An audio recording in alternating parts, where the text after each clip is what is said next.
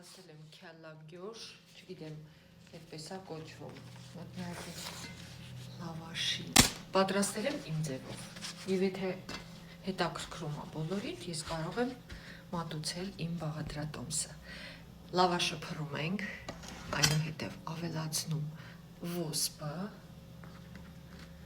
ոսպը արդեն առանձին եփած վիճակով, աղարած, այնուհետև ինչ ենք անում երեխեք, սոխարածը գազարով և ծիտրոնով,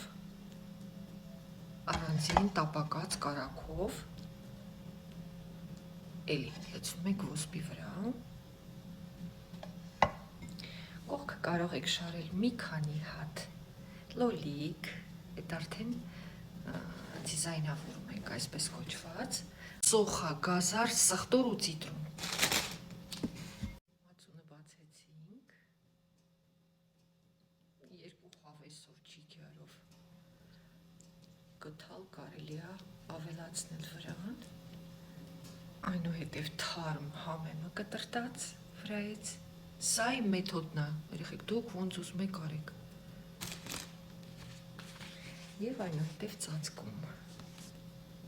որ համերը իրարով տան մի քիչ պետք է համբերել, կողքից կա նաև քամած մածուն, սա արդեն դուք կարող եք ընթացքում գթալով ուտել։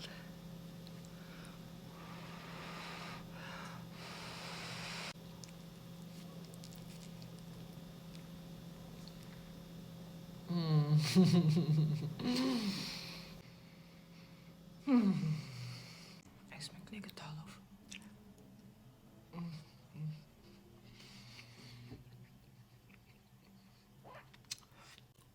Արի։